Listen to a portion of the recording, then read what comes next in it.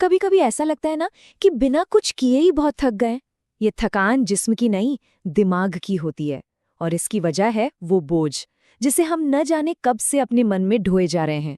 उन बातों का, उन यादों का जो बहुत पहले बीत चुकी हैं।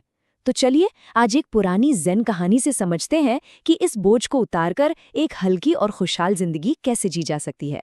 सोचिए, ये एक ऐसा बोझ है जो दिखाई तो नहीं देता, पर जिसका वजन सबसे ज्यादा महसूस होता है। हमारा शरीर तो देखिए वक्त के साथ आगे बढ़ जाता है, पर हमारा मन, वो कहीं अतीत की किसी एक घटना में ही अटक कर रह जाता है। आइए एक कहानी से इस बोझ को और गहराई से समझते हैं। तो कहानी शुरू होती है एक नदी के किनारे से। दो भिक्षु हैं जो अपने सफर पर निकले हैं। इन दो भिक्षुओं में से एक काफी बुजुर्ग थे और एक नौजवान। वो दोनों अपने आश्रम लौट रहे थे और उनके आश्रम का एक बहुत ही सख्त नियम था कि वो किसी भी महिला को छू नहीं सकते थे। खैर, रास्ते में उन्हें एक गहरी नदी मिली। जब वो नदी के पास पहुंचे तो उन्होंने देखा कि एक जवान औरत वहां परेशान खड़ी है। नदी का बहाव इतना तेज था कि वो उसे अकेले पार नहीं कर पा रही थी। नियम को याद करके जो युवा भिक्षु था, उसने तो उस औरत को अनदेखा किया और आगे बढ़ गया। लेकिन बुजुर्ग भिक्षु वहीं रुक गए। उन्होंने उस औरत को अपनी गोद में उठाया, नदी के पार ले गए और दूसरी तरफ सुरक्षित उतारकर दोनों भिक्षु बिना कुछ बोले अपने रास्ते पर आगे चल दिए। नदी की घटना के बाद कई घंटे बीत गए। दोनों भिक्षु चुपचाप चलते रहे, पर यह शांति सिर्फ बाहर थी, अंदर तो एक तूफान चल रहा था। जो युवा भिक्षु था ना, उसके मन में तो जैसे उथल-पुथल मची हुई थी। वो बार-बार यही सोच रहा था, गुरुजी ने ऐसा कैसे कर दिया?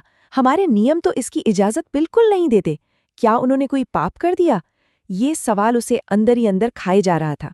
और आखिरकार जब वो अपनी इस बेचैनी को और नहीं सह पाया, तो उसने अपने गुरु से बात करने का फैसला किया।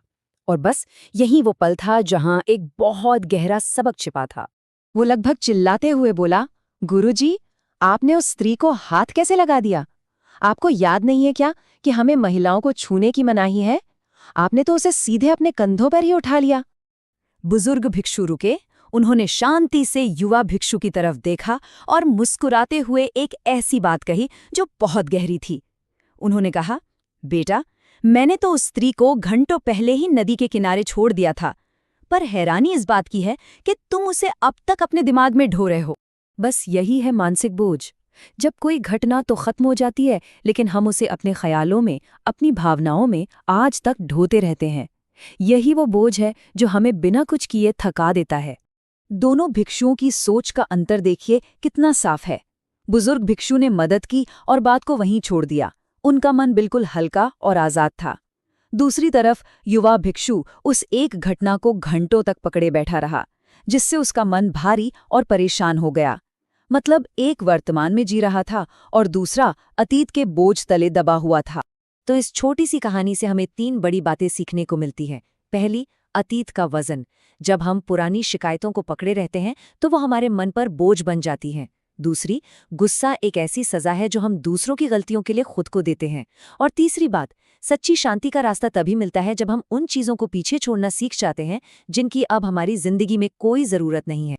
तो ठीक है, कहानी तो समझ आ गई, लेकिन अब सवाल ये उठता है कि इस सबक को अपनी जिंदगी में कैसे लागू करें, इस बोझ को हल्का कैसे किया जाए।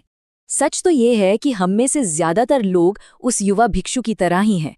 किसी ने शायद सालों पहले कुछ कहा था और हम उस बात को आज भी अपने दिल से लगाए बैठे हैं। वो घटना तो कब की खत्म हो गई, लेकिन उसका बोझ हम आज भी अपने मन के कंधों पर ढो रहे हैं। तो आज ये सोचने का दिन है, ऐसा कौन सा बोझ है जिसे हम बिना वजह ढो रहे हैं। उस बोझ को आज, अभी, इसी वक्त उस नदी किनारे की तरह पीछे छोड़ने का फैसला किया जा सकता है। याद रखिए, मन हल्का होगा तभी उड़ान ऊंची होगी।